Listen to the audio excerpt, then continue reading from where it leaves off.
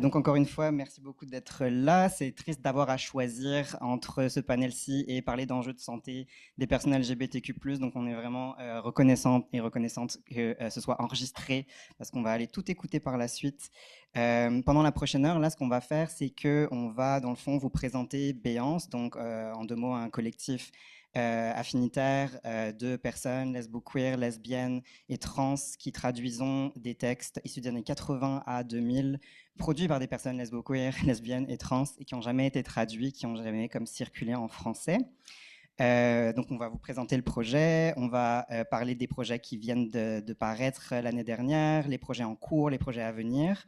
On va vous lire des extraits en cours de traduction issus d'un projet en particulier que Jemila et moi on gère. Et ensuite, on va échanger un peu autour de questions clés sur les enjeux de l'édition et de la traduction en milieu communautaire, queer, LGBTQ+, etc., mais aussi dans le milieu du livre plus large. La partie présentation va durer une trentaine de minutes, puis ensuite, la période d'échange va durer aussi une trentaine de minutes. We're going to speak French all the way through, but don't hesitate to ask your questions in English if you want to jump in, and we'll reply in English. Enfin, on va essayer. Avant d'embarquer, juste pour se présenter un peu plus précisément, moi c'est Loïs Crémier. Je fais de la recherche, de la traduction et de l'art. Je travaille pour une chaire de recherche à l'Université du Québec en Outaouais, en travail social. Et après avoir travaillé quelques années dans le milieu communautaire LGBT, je fais de la traduction de manière DIY et autodidacte. Je suis une personne transsexuelle, ascendant lesbienne et blanche et d'origine française, et je ferai l'animation, un peu la glue dans cette présentation et cette table ronde. À ma droite, mes collègues m'ont donné des instructions assez précises pour les présenter. Alors, Andréane Wallman. Andréane est une lesbienne qui oscille entre le milieu culturel et le communautaire depuis une douzaine d'années. Éditrice depuis plus de 5 ans et libraire retraitée depuis un gros 3 semaines, elle est impliquée avec Béance depuis ses débuts. En fait, on peut le dire, c'est nous deux qui avons parti le projet Béance et qui coordonnons les activités pour l'instant. Et à ma droite, voici Jemila Caron. Jemila est lesbienne. Et va se présenter un peu plus tard, mais non, Jemila est professeure de droit à l'Université du Québec à Montréal, a notamment fondé la clinique de justice sociale, genre et sexualité, et milite par ce biais et par ailleurs. Je passe le micro à Andréane qui va vous en dire plus sur Béance. Allô? Ok, ça marche. Allô tout le monde, merci d'être là. Donc, Béance, en fait, pour nous présenter, ça va être très simple. C'est qu'on, tu le dis, en fait, on est un collectif affinitaire de personnes lesbiennes, queer, trans, qui traduisons, faisons du graphisme, de la révision, toutes sortes de choses. Il n'y a rien de plus à dire, en fait. Moi, je voulais plutôt parler de la genèse, en fait, de comme pourquoi. Pourquoi un 3 600e projet d'édition? C'est qu'en fait, venant du milieu de l'édition, j'ai remarqué et vécu plusieurs choses qui m'ont titillée et qui faisaient en sorte que j'avais de la difficulté à concevoir ma place, mais aussi la place de différents discours et textes qui ont été produits. Puis en fait, je vais séparer ça en 4 pôles, la genèse. C'est parti à la base d'un désir de sortir de la logique du marché de l'édition, qui, on le sait, s'approprie et capitalise sur les discours des communautés lesbiennes, trans, tout ça. Souvent, ils font ça pas par mauvaise intention, mais c'est quand même ça la logique derrière, parce que le marché de l'édition, c'est vraiment axé sur une logique de production. Il y a une immense surproduction de textes. Donc, il y avait aussi l'aspect décroissance, c'est-à-dire il y a des textes qui existent déjà, il y a des choses qui ont déjà été dites, et on avait envie de faire circuler ces textes-là. Dans une logique de production aussi, en édition, on nous apprend assez rapidement que ça nous prend toujours des vaches à lait.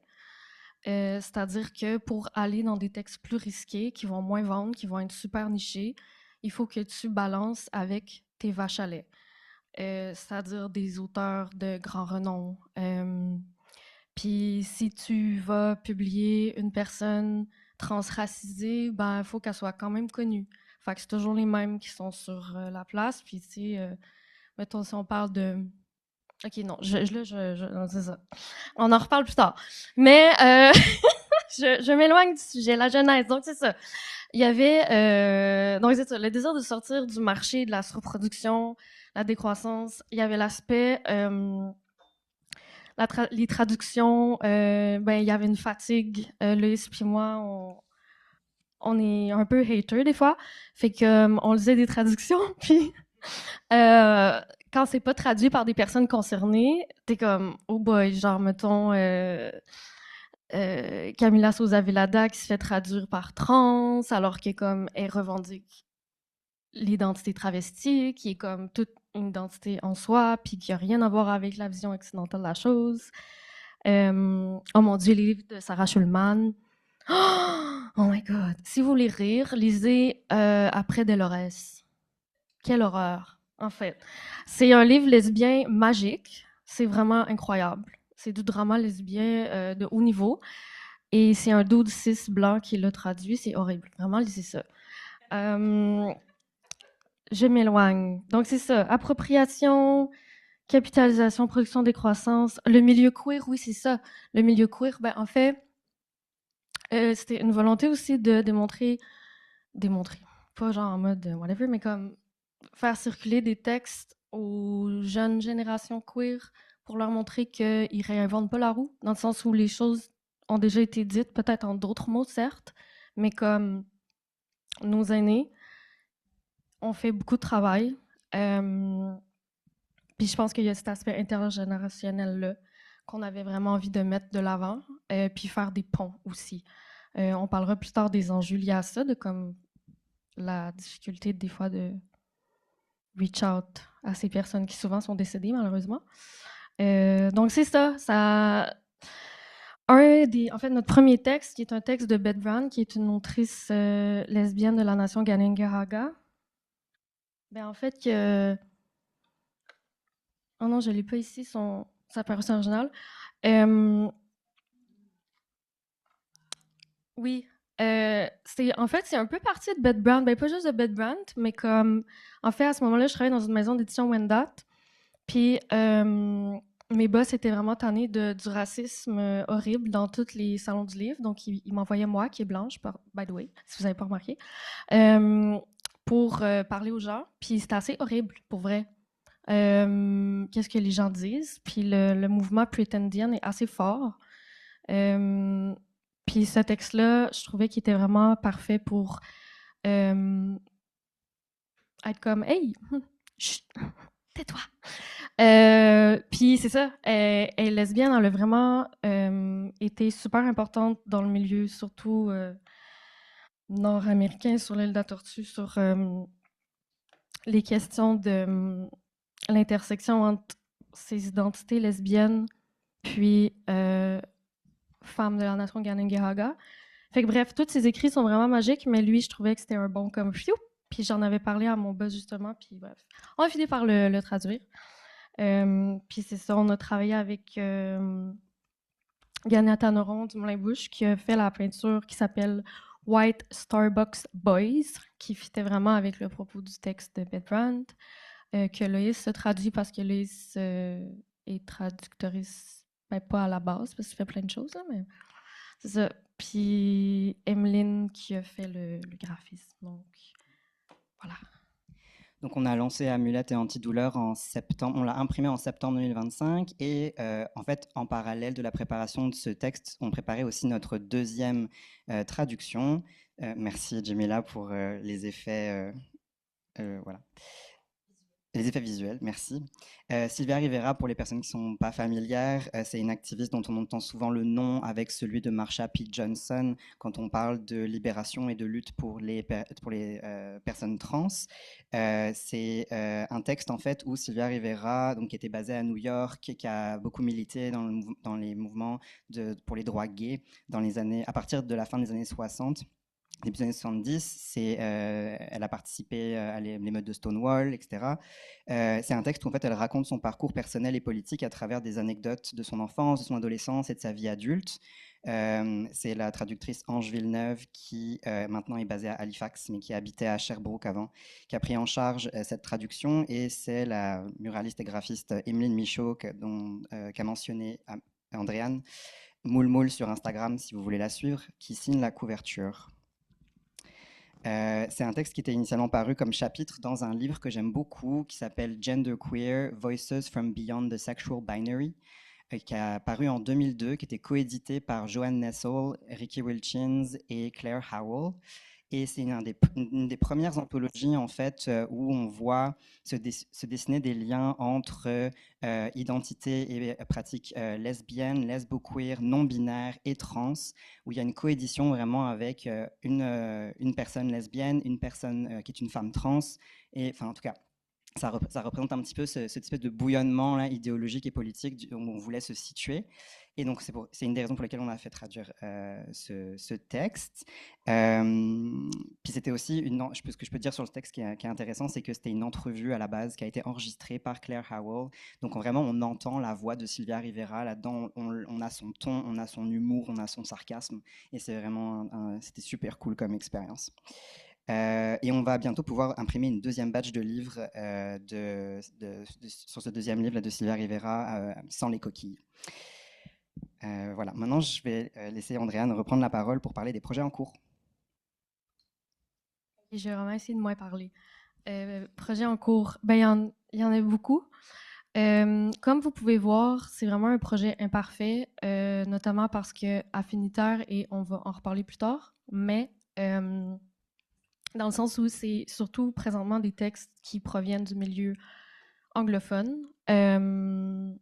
Il y a des personnes qui traduisent d'autres langues qui font partie du collectif, mais pour l'instant, pour une raison, voilà, les gens étaient surtout intéressés par les textes anglophones. Donc, on travaille, il y a Imagine a Lesbian, a Black Lesbian de l'autrice Joelle Gomez qui parle notamment justement du fait que comment ici aux États-Unis, au Canada, quand on parle d'une autrice noire lesbienne, Audre Lorde, puis comme personne n'est capable d'en nommer d'autres, alors qu'il y en a vraiment beaucoup, puis on dit vraiment des trucs pertinents, dont Joelle Gomez, que j'adore de tout mon cœur. Ici, je peux vous le prêter si vous voulez. J'en ai d'autres chez moi. Ces livres sont difficiles à trouver parce qu'ils sont plus édités. Mais voilà, il y a Elodie Dacruz-Gomez qui est en train de traduire ça. Un deuxième texte de Bill Brown qui parle un texte de fiction cette fois-ci, qui est l'histoire d'un jeune de la nation Kanien'kehá:ka qui a le sida puis qui retourne dans sa famille. Puis tout ça, Read My Lips de Ricky Wilkins, qui lui travaille dessus sur plusieurs textes, qui a notamment cofondé Transgender Menace. C'est Transsexual Menace at that time, that's true. Brazen Femme, une série de zines qu'on va faire sur les identités femmes, parce qu'il n'y en a pas, et dont Anna, qui est juste ici, travaille avec moi.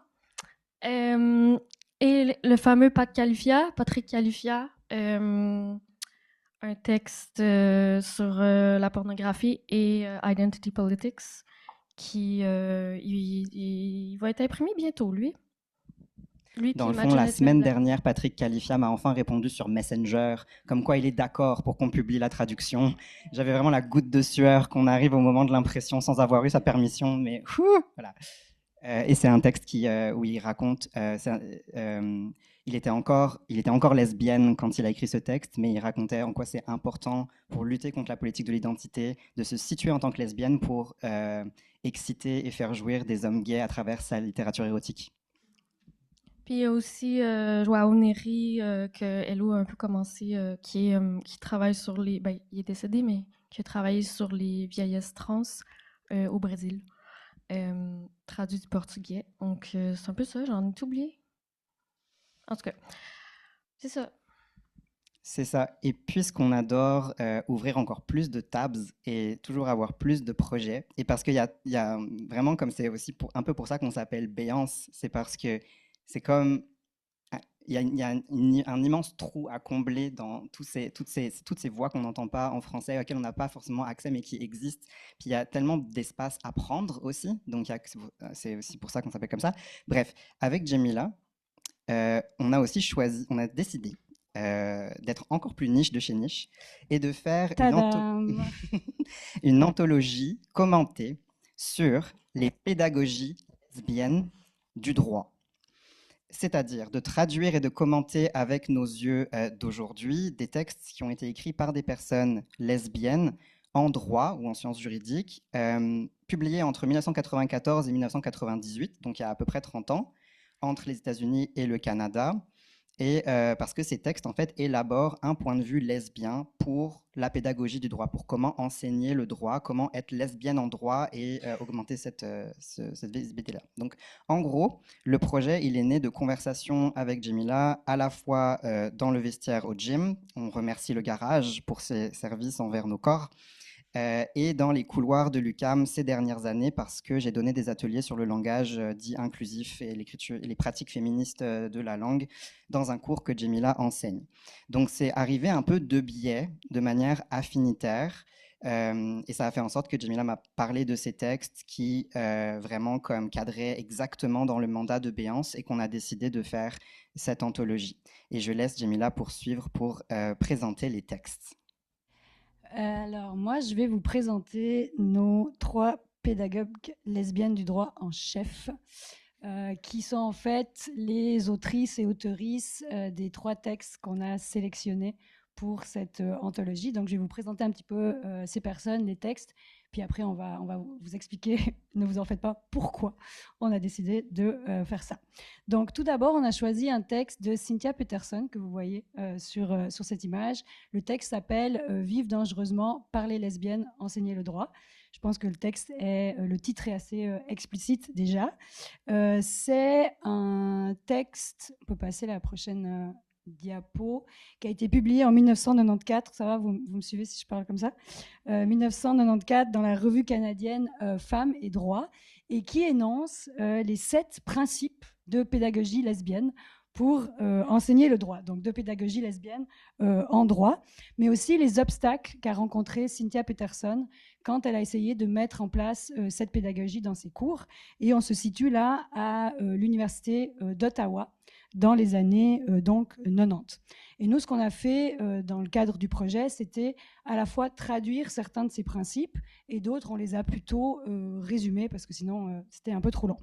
Puis je vais vous donner un exemple du premier principe, je vais vous le lire, de pédagogie lesbienne de Cynthia Peterson. Puis je précise que les traductions qu'on vous montre aujourd'hui, c'est des traductions qu'on a préparées, là c'est un peu large, que Loïs a préparé pour aujourd'hui. Donc c'est des traductions qui sont encore à retravailler. C'est un peu poboche. Ouais. Donc Cynthia Peterson nous dit « Le premier principe de mon programme pédagogique est d'être ouvertement lesbienne avec toutes mes étudiantes et tous mes collègues. Je me suis engagée en ce sens avant d'obtenir un poste de professeur. J'étais donc ouvertement lesbienne dans toutes mes candidatures aux facultés de droit canadiennes. Ainsi, j'espérais identifier un lieu relativement accueillant où je puisse travailler ouvertement en tant que pédagogue et universitaire lesbienne. Pour combattre cette présomption hétérosexuelle, je décore les murs de mon bureau d'affiches, de photos et de cartes postales lesbiennes. J'y cultive une bibliothèque personnelle d'ouvrages lesbiens sur les étagères. J'affiche aussi des annonces et des articles lesbiens sur la porte de mon bureau et sur le mur du couloir, de part et d'autre de la porte. De plus, je le dis clairement aux gens. Je dis « je suis lesbienne » dans mes interactions individuelles, en rencontres, en classe, en conférences et dans d'autres forums publics. Bon, on peut déjà féliciter Cynthia Peterson pour son militantisme en fac de droit avec cette phrase. Je vais juste vous préciser, puis on va revenir après sur ça avec Loïs, c'est qu'on parle d'une anthologie lesbienne parce que, en plus de ces extraits, on va y amener des commentaires où on va soit des fois amener des éléments d'actualité ou parfois contredire ou exprimer des nuances par rapport à ce qui a été dit par ces autrices. Et ça, c'est un exemple clair où on va quand même aussi amener de la nuance sur qui peut se dire lesbienne, dans quel contexte, etc. Mais c'était pour vous donner un exemple. Ce qu'elle fait aussi dans son texte, c'est non seulement énoncer les principes, mais aussi énoncer les obstacles rencontrés donc à l'Université d'Ottawa. Et par exemple, elle avait proposé dans les années 90, au début des années 90, un cours sur les questions gays et lesbiennes en droit.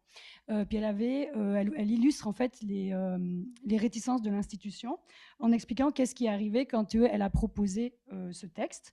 Et elle a eu une réponse du comité qui lui dit « Le comité trouve la description du cours CML 3393 trop forte et subjective, voire « Oppressive Tools of a Heterosexist Society ».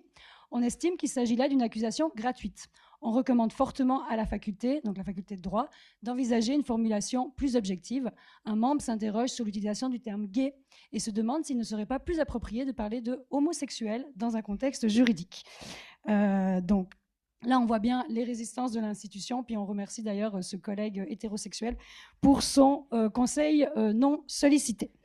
Donc ça, c'était notre première pédagogue lesbienne. On peut passer maintenant à la deuxième, Chris McDaniel Mitchell, qui écrit en 1997, puis on peut passer sur la prochaine, un texte qui s'appelle « Je ferme les yeux et je me rappelle qui je suis, réflexion d'une professeure de droit lesbienne ». Donc 1997, cette fois, on est dans un contexte états-unien.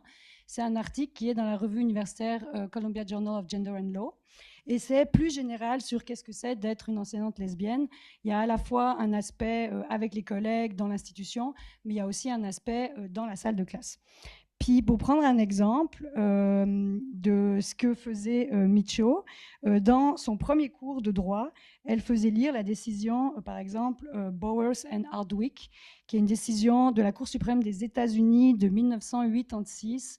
Et c'est une décision qui va affirmer la constitutionnalité, donc la légalité, d'une loi de l'État de Géorgie qui criminalisait la sodomie entre adultes consentants.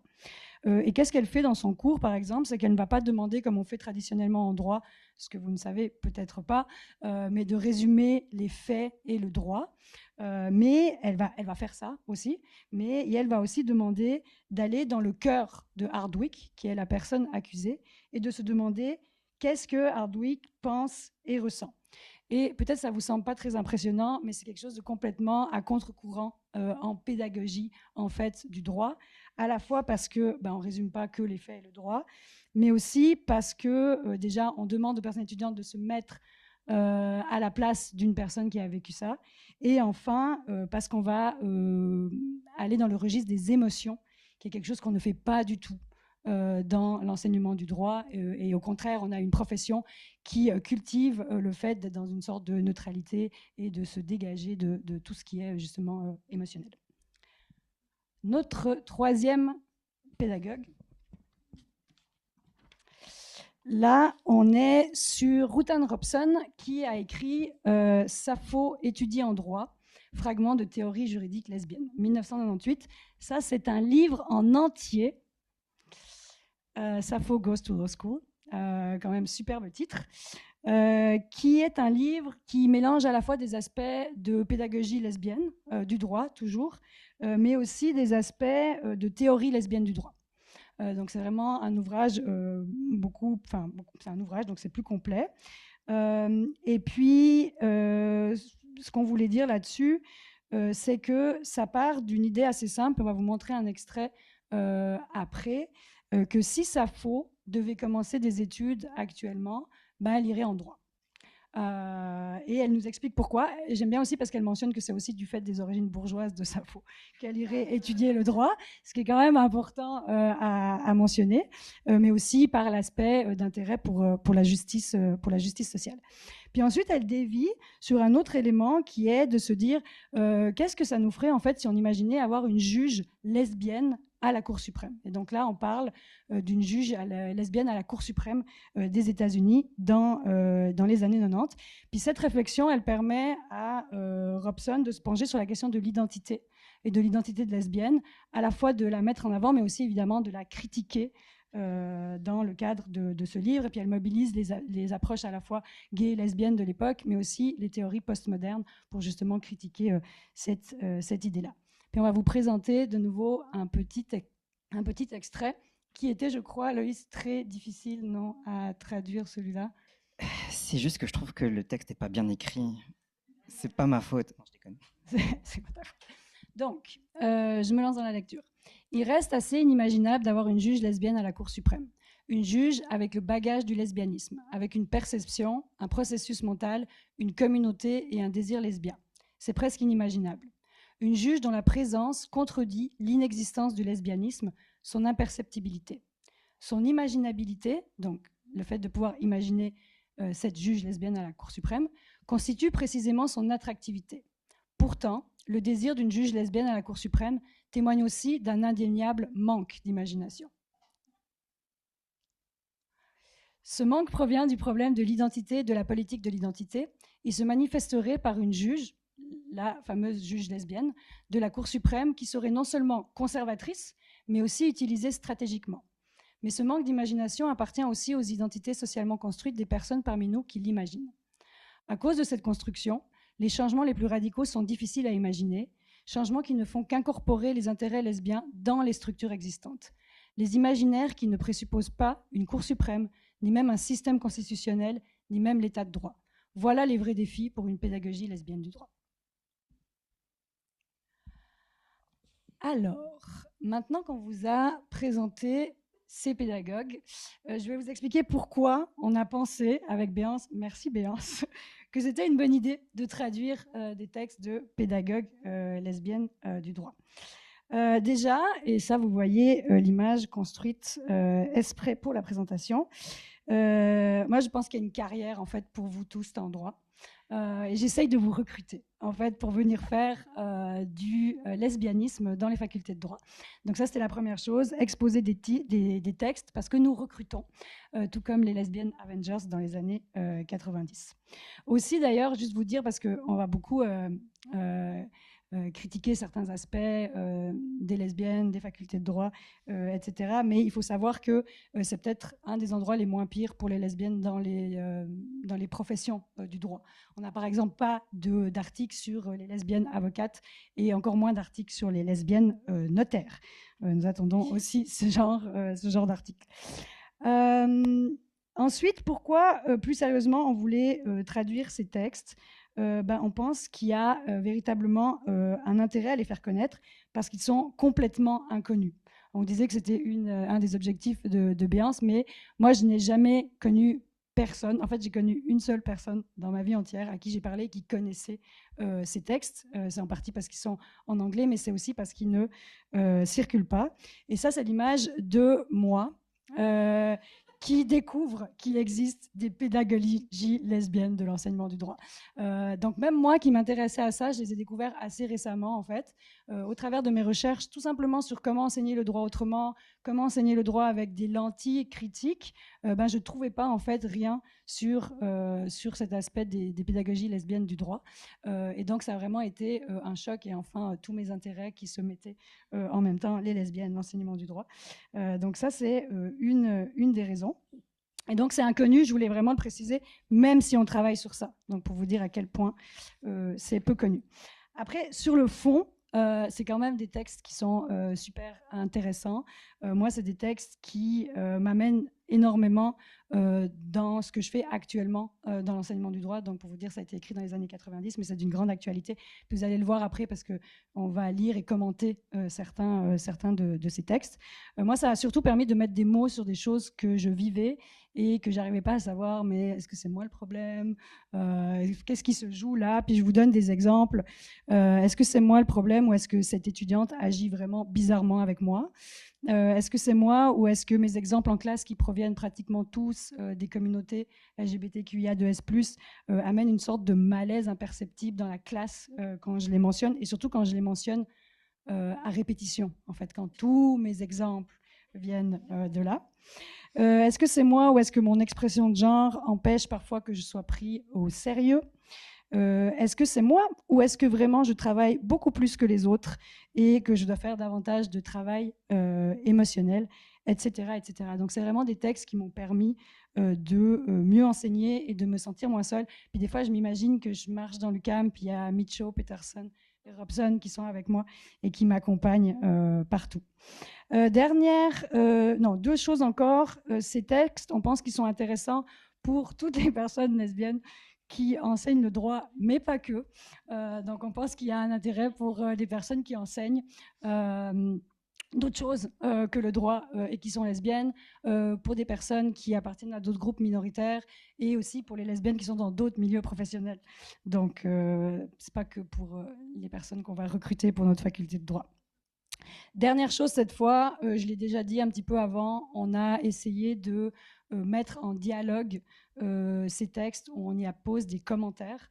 On est encore en train de voir comment on va le faire, combien de personnes vont commenter, qui va commenter. Donc ça, c'est encore un travail de discussion avec Béance.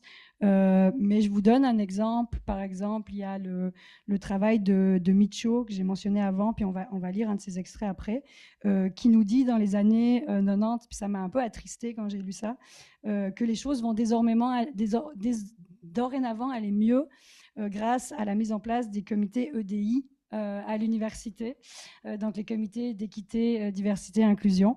Et puis nous, on va lui répondre que oui, mais que non, en fait, et que peut-être à un moment donné, la mise en place de ces comités a peut-être participé aussi à la situation dans laquelle on est, avec une mise en avant d'une certaine forme de diversité et d'une vision néolibérale et fondée sur la représentativité de nos communautés.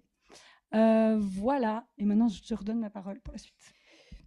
Oui, petit point sur le comment, du coup, on a fait ça. En fait, l'été dernier, on a commencé par lire les textes. Moi, de mon point de vue, absolument pas juriste ni rien, je connais pas grand-chose au droit. Et on a fait une sélection, en fait, de ce qui était le plus percutant d'un point de vue non expert, mais concerné. Et donc, on a sélectionné des passages de chaque texte en enlevant les sections plus techniques qui portaient sur des lois ou des cas de jurisprudence très ancrés dans leur contexte dans les années 90.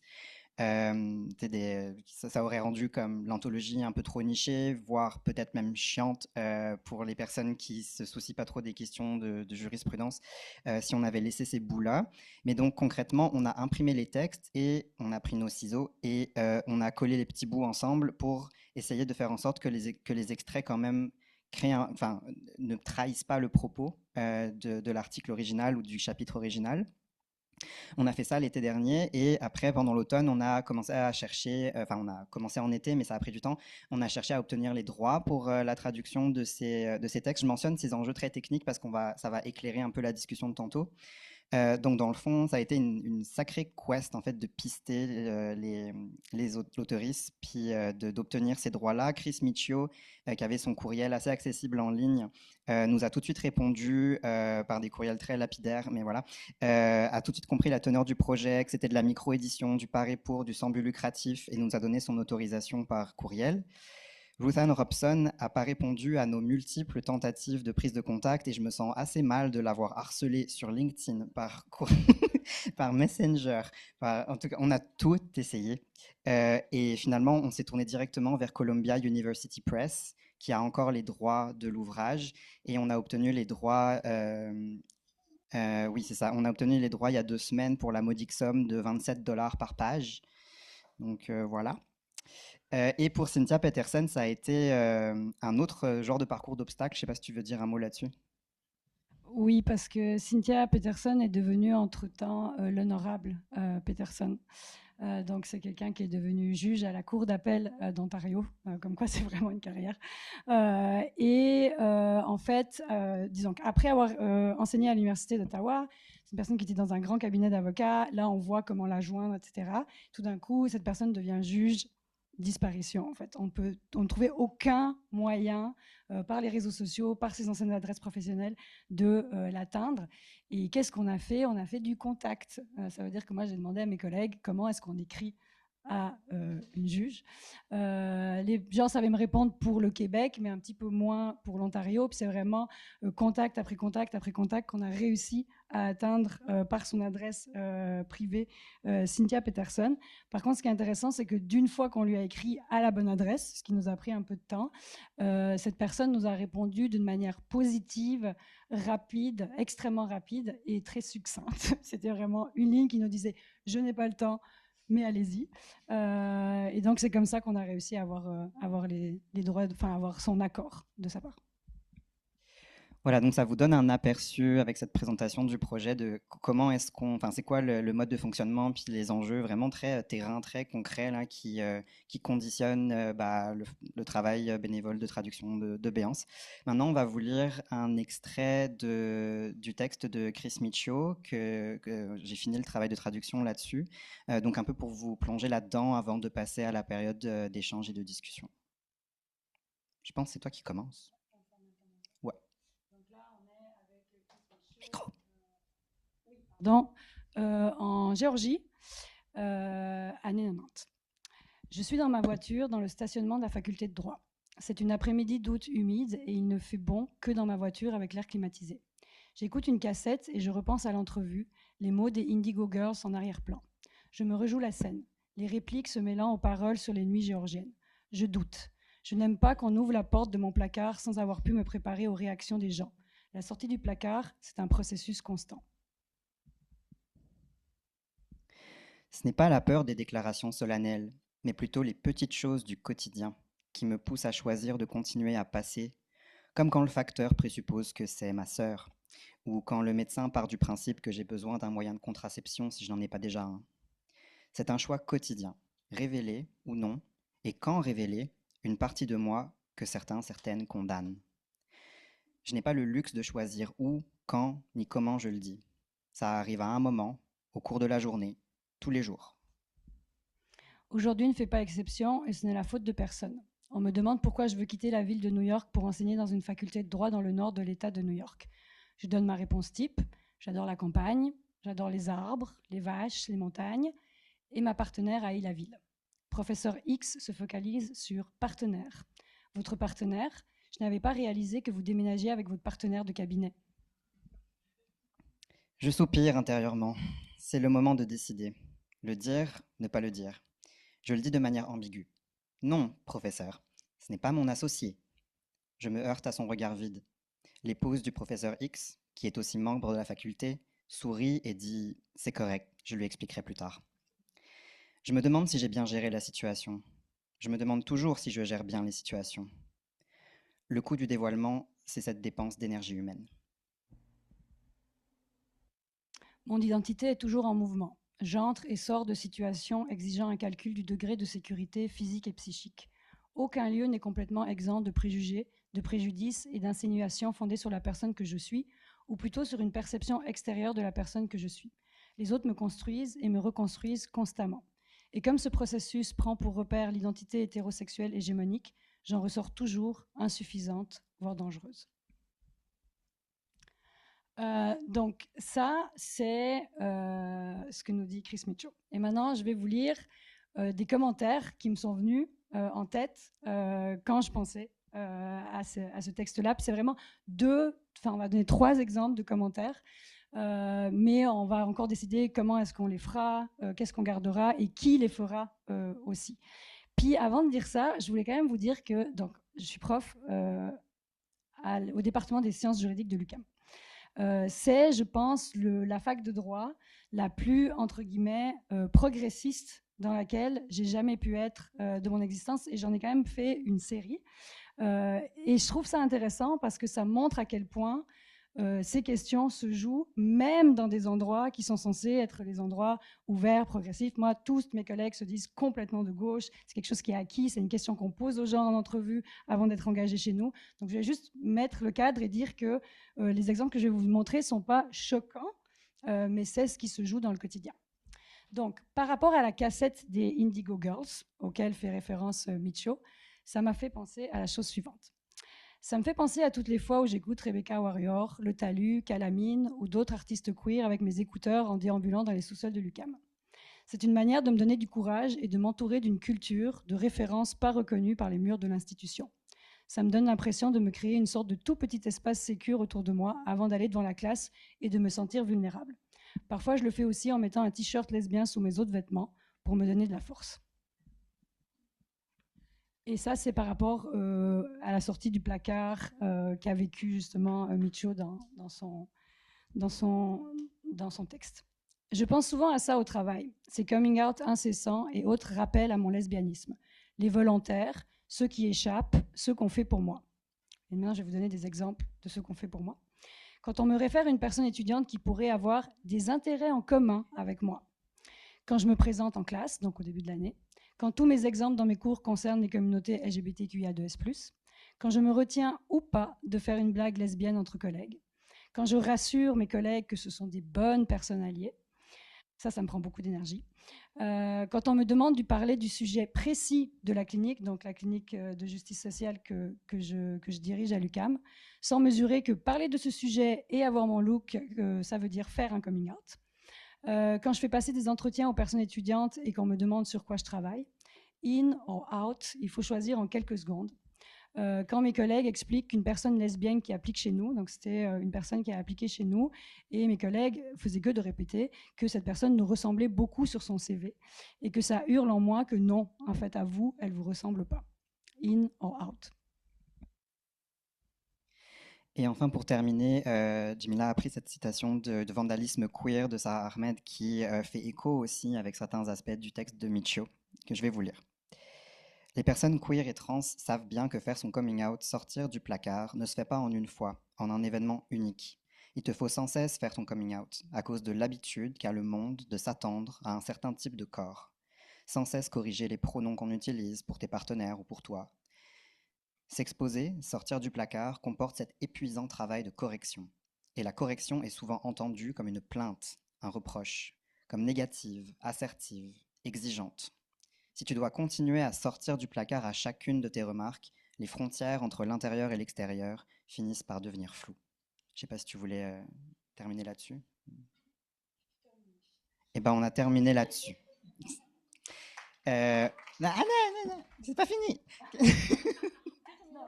Non. Comme le grand-père de Jackie Chan. Non, je sais pas si vous connaissez. Non, vous connaissez pas. C'est pas grave. Alors là, je vais skipper quelques slides parce que j'ai monté mon PowerPoint à l'envers. Je vous invite, pendant qu'on discute, à si vous avez de quoi scanner un code QR. C'est pas grave si vous n'aimez pas les codes QR. Vous pouvez aussi penser à cette question. Si vous avez des textes que vous aimez beaucoup, qui sont issus des années 80, 90, début des années 2000, l'idée c'est de ne pas dépasser le coche de quand on a commencé à avoir des droits légaux, mettons. C'est ça, s'il y a des textes qui vous ont marqué et qui vous tiennent à cœur, mais qui ne sont pas accessibles en français, que ce qu'ils aient été écrits en italien, en espagnol, en portugais, en français, en arabe, dans d'autres langues, dites-le nous, envoyez-nous un courriel, on l'ajoute à notre Excel qui est déjà beaucoup trop long, mais voilà, c'est vraiment, si ça fait partie de ce mandat, voilà. Et il faut que ce soit écrit par des personnes qui s'identifient comme lesbiennes, lesbo-queer ou trans, ça inclut transmasque, transfemme et trans-queer non-binaire dans tous les sens, voilà. Donc maintenant... Puis si vous aimez faire du graphisme, écrivez-nous. Donc maintenant, on se disait que c'est ça que pour embarquer dans la discussion, là, c'est le moment où on a 5 questions un peu pour structurer toutes les rants qu'on a envie d'avoir sur le travail qu'on fait avec Béance et sur comment on se situe dans le milieu général du livre, de l'édition, de la traduction. On va essayer de poser la question, être 2 ou au moins à réagir, puis si vous avez un point à amener sur cette question-là ou si vous avez quelque chose à ajouter, une question d'approfondissement, n'hésitez pas à lever la main. Comme ça, la période de questions à la fin va pouvoir peut-être être un peu moins frustrante si c'est ça, il y aura moins de questions à la fin peut-être. Aussi, si vous avez envie d'aller aux toilettes ou genre vous êtes tanné, comme levez-vous. Genre, vous n'êtes pas attaché à votre chaise, je vous le jure. Oui, ça c'est un truc qu'on n'a pas encore mentionné, mais Béance est très ADHD friendly. Vous le verrez dans nos livres, c'est écrit en gros, il y a des sauts de page, il y a des dessins, bref en tout cas. Donc levez-vous si vous avez besoin de vous dégourdir les jambes. Mais première question qu'on voulait poser, puis dont on voulait parler, c'est la place de projets comme Béance, puisqu'il n'y a pas que, mais dans le milieu du livre. Je ne sais pas si tu veux commencer, Andréane, repartir sur ta... Commence. All right, d'accord.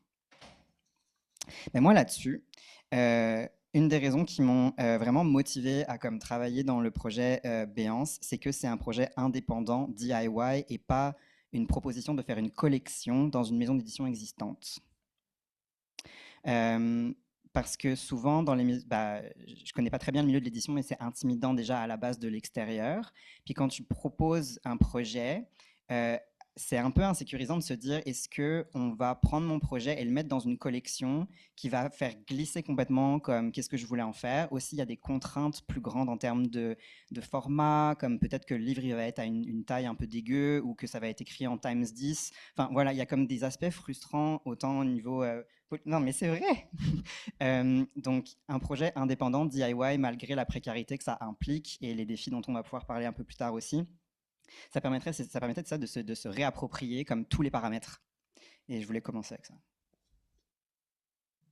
Ouais, je pense qu'il y a quand même beaucoup l'aspect, en général, dans le milieu de l'édition, c'est vraiment un cycle de production court. C'est-à-dire que tu travailles avec un calendrier de production très serré, puis comment le milieu est structuré, c'est que le moindre délai affecte tout le reste de la chaîne. Donc là, tout le monde taillit. Puis genre, c'est super comme stressant pour rien parce que c'est comme, on fait des livres. Genre, on peut-tu? Comme, le monde explose. Can we just chill? Fait que, il y a cet aspect-là que nous, ben, il y a pas parce que tout le monde est bénévole. Fait qu'on fait tout ça dans notre temps perdu. Il y a quelques personnes tu sais, mettons, Kayata Noron, ben, on lui a envoyé de l'argent, là, on va pas comme, en tout cas. Mais dans le sens où on a essayé de travailler avec des calendriers de production juste parce que c'est le fun d'avoir des deadlines dans la vie. Sinon, on fait rien, ben, en tout cas, moi. Puis, ben, ça, tu sais, on travaille vraiment en cycle de production là. C'est ça mon point. Ce qui est très rare dans le milieu de l'édition. On va retrouver ça surtout dans les collectifs, justement, militants et ou DIY. Ouais, c'est un peu ça. Puis comme le milieu est... excuse, je regarde mes mots que je me suis écrits et ça n'avait aucun sens. Ben, le fait qu'on soit vraiment niché, en fait. Il y a beaucoup de gens qui nous écrivent en nous envoyant des manuscrits parce qu'ils ont tapé comme édition queer sur Google. Puis là, ils écrivent comme à tout le monde. Puis on est comme, ben, c'est pas ça notre truc. Puis il y avait aussi, on a parlé de l'aspect de la France. L'aspect de la France. L'aspect Oui. de la France.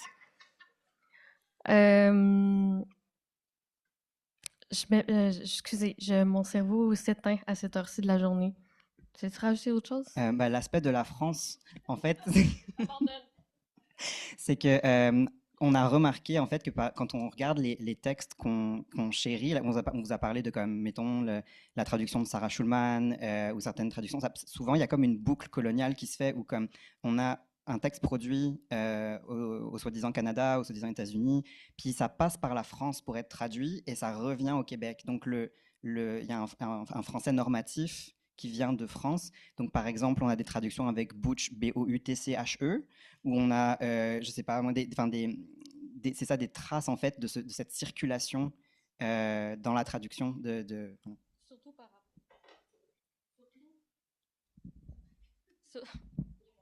Surtout par rapport aux questions autochtones, c'est effroyable. Genre, dans les livres lesbiens, queer, même dans des maisons d'édition qui se disent full rad, mais ils font n'importe quoi, genre avec les questions autochtones, les termes qu'ils utilisent, puis ils mettent même pas des notes de bas de page parce que je comprends que des fois, il y a des anachronismes quand tu traduis des textes des années 90, là, ça allait pas du tout, mais comme ils font même pas l'effort de chercher ce terme-là veut dire quoi, puis ils s'en contrefichent, puis c'est complètement genre le terme esquimau dans la traduction de Valencia de Michel, genre c'est hystérique et associé. Je vous adore hystérique et associé, mais c'est juste comme il y a ce manque de ouais de care et de travail là, hein?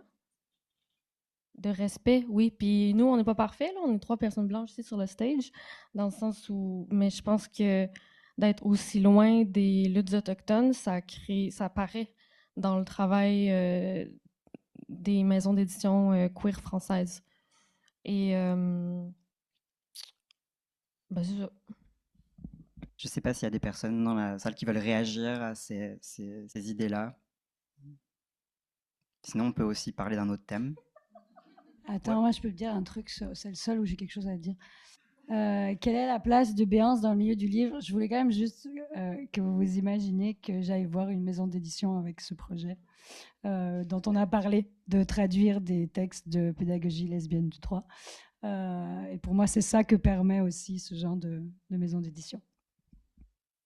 Oui, ben, dans le fond, moi, comment j'ai découvert le projet, c'est la page Instagram de Le Guillion a comme publié.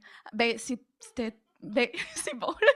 On va pas nommer de nom, là, mais Amulette et Antidouleur. Là. Puis là, moi, je suis allée lire votre mission et tout. Et là, j'étais comme. Ben, j'étudie en traduction. Fait que, genre, je cherche toujours des projets dans lesquels, genre, m'imbriquer, puis comme dans mes intérêts et tout. Puis, genre, j'ai étudié à l'Université de Montréal, puisque c'est la seule université qui donne traduction autre que, genre, Concordia, mais j'allais pas étudier en anglais, c'est pas dans mes valeurs. Puis là, excusez. Ouais, c'est ça. Fait que, genre, je suis très critique de ce qui m'est appris à l'école. Puis c'est comme, genre, je trouve, c'est vraiment destiné comme les traductions, genre, poche, genre, traduction comme financière, économique, etc. Puis moi, ce que je voulais vraiment, c'était de la traduction littéraire. Fait que, ben oui, je sais pas où je m'en vais avec tout ça, mais c'est juste que la place de Béance dans le milieu du livre, c'est justement inclure comme les gens qui sont ben, sous-représentés dans mais genre un peu partout puis ben genre je sais pas comment me m'exprimer mais c'est juste comme je me suis sentie tellement interpellée par ce projet-là puis là j'ai écrit puis j'étais comme j'ai full pensé à mon message j'étais comme oh my god imagine ils sont immenses puis c'est comme ils vont jamais me répondre puis là c'est comme puis là non là puis là je participe full et vous êtes full friendly et tout mais c'est ça fait que bref genre j'espère que d'autres gens vont se sentir aussi vus par ce projet, puis vont vouloir se joindre. Là. Ouais, voilà. C'était comme très personnel, mon point de vue, mais c'est comme ça. On a 5 questions. Mais je trouvais ça intéressant aussi ce que vous disiez par rapport au voyage États-Unis, France. Bon, ça fait un peu le chemin parce que j'ai un peu le réflexe toujours quand je lis des textes, que ce soit des traductions ou des articles scientifiques qui ont été écrits par des Français puis qui parlent sur des Français ou des Françaises qui parlent de thématiques liées à la communauté LGBTQ+. Je trouve que les Français ont tendance à avoir un certain angle psychologisant un peu par rapport à toutes ces questions-là. Puis une traduction française scientifique, je pense, qui est très, très forte d'un certain courant. Puis je pense que ça paraît aussi dans les traductions qui sont présentes. Puis c'est sur le jeu. Fait que je pense que c'est bien d'avoir ces traductions-là puis que ça a une place, mais c'est intéressant que vous fassiez le travail aussi d'avoir une perspective nord-américaine, disons, québécoise, peu importe comment on la situe. Là. Fait que voilà. Puis, je veux juste dire, tu sais, on dit ça, mais après, il y a toutes les communautés francophones, tu sais, en Afrique du Nord, en Afrique de l'Ouest, Martinique, Guadeloupe, tout ça. Tu sais, c'est comme. On reste, voilà. On est situé, c'est tout. Je ne vais pas t'interrompre. Un autre aspect qu'on voulait souligner ensemble, c'est le côté DIY, bénévole. J'ai écrit bénévole sur la slide, mais ça englobe le contexte. Bah, c'est ça, pareil pour do it yourself, vraiment pas dans un cadre de salariat ou de maison d'édition institutionnalisée. Là-dessus, je pense qu'on a tous quelque chose à dire. Mais moi, ce qui ressort, c'est que pour moi, ce que ça permet et exige en même temps, c'est du temps, de la flexibilité et donc de la patience, mais aussi, dans une certaine mesure, du privilège et des accès à différents niveaux. Par exemple, j'ai pas de connaissances en édition ni des accès institutionnels. Genre, j'avais aucune idée comment faire un code barre, un ISBN. Il faut l'accès à la plateforme Memento pour être disponible, enfin pour être visible pour que les libraires achètent les livres. Tout ça, c'est des choses c'est des savoirs que toi, tu avais, Andréane. Puis dans une certaine mesure, à l'opposé, j'avais énormément de privilèges dans le sens où j'ai du temps et j'ai une capacité d'accéder et de traduire très vite des textes avec des concepts complexes et tout, parce que j'ai fait un doctorat en sémiologie.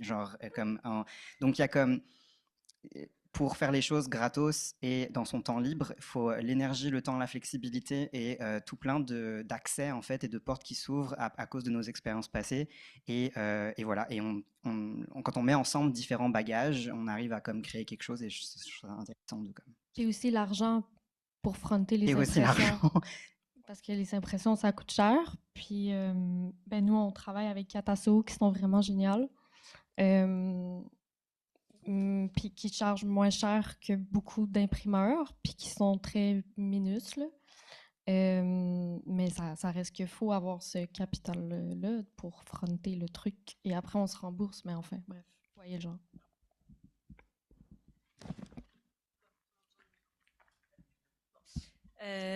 Oui, mais justement, sur cette question, bah, je comprends que pour les frais d'impression, tout ça, vous êtes en mesure ensuite de rembourser. Mais tu mentionnais le 27 $ par page là, pour le truc, mais c'est quand même une somme qui est plus conséquente, pas forcément prévue de base par vous, j'imagine. Comment vous faites pour ce genre de dépenses-là, justement, qui est vraiment plus importante? Puis, est-ce que vous comptez que ça va être remboursé d'ailleurs, c'est quoi votre système en fait après de vente? Un peu tout ça, si vous voulez revenir là-dessus pour ce genre de dépenses plus fortes finalement. Ouais, ben en fait, à l'arrière de nos livres, on détaille le prix, mais en fait, c'est imparfait parce qu'il y a eu des dépenses évidemment qu'on a décidé de ne pas inclure dans le prix parce que le but, c'est de les rendre un peu moins chers. Par ailleurs, il y a aussi, ben, on n'aura pas le temps de tout aborder au final, mais c'est correct. On pourra s'en parler tantôt. Ouais. Il y a toute la question. Qu'est-ce que je disais? Je me suis perdue. Tu me dis ça. Qu'est-ce que je disais? Oui, c'est ça.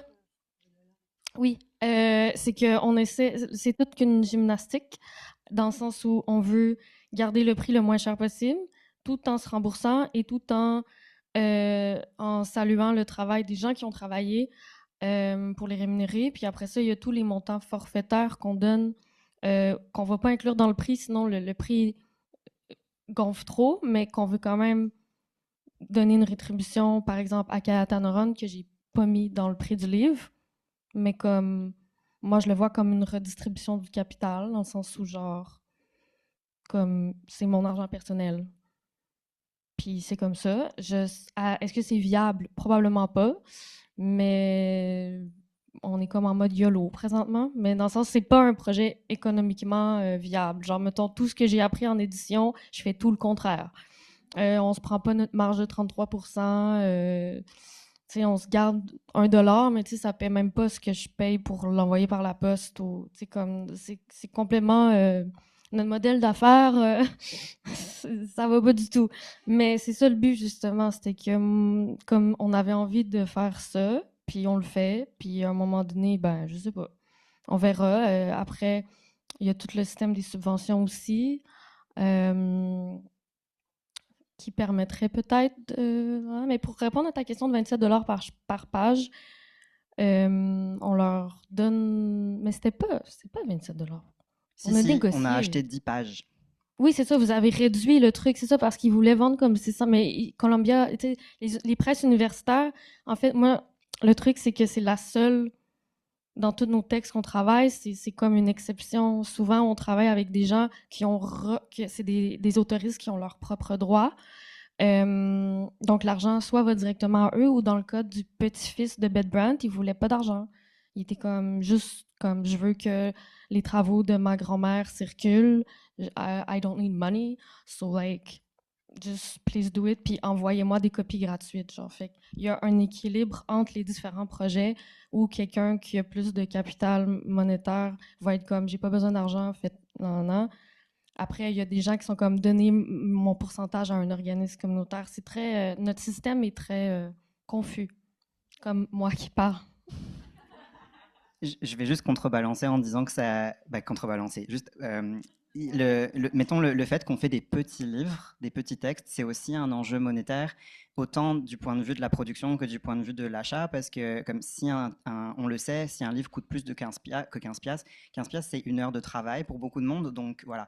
Donc on essaie de garder le prix des livres le plus bas possible. Et aussi, nous, ça nous arrange un peu parce que, mettons, faire un tirage de 250 copies, ça monte vite quoi après pour le prix d'impression. Donc bref, voilà, c'est aussi pour ça qu'on fait des tout petits livres, je voulais mentionner. Oui, c'est vrai, parce qu'il y a plein de monographies qu'on veut tellement faire, mais on n'a pas l'argent. Fait que comme on s'en tient à du petit, puis on dit, moi je crois au projet qui one step at a time, parce que sinon on fait juste se brûler, puis ça meurt. C'est souvent ça, ben, on en a parlé à différents moments pendant le colloque. La malheureusement souvent non-pérennité des collectifs, donc on verra, mais pour l'instant c'est comme ça qu'on fonctionne. Ouais. Je pense qu'on n'a pas le temps pour les autres. Non mais on a commencé 15 minutes en retard, est-ce que ça vous dérange de rester Non, 10 minutes? mais non. Ouais, Whoopsies. Oh non. Bon, c'est et full chill. je vais remettre le code QR. Merci à tout le monde. On peut aborder tout ce que vous voulez, comme on peut discuter informellement. On peut rester. Et voilà. Et merci beaucoup pour votre présence. C'était vraiment génial. On a aussi de quoi. On a des copies si vous voulez acheter nos livres.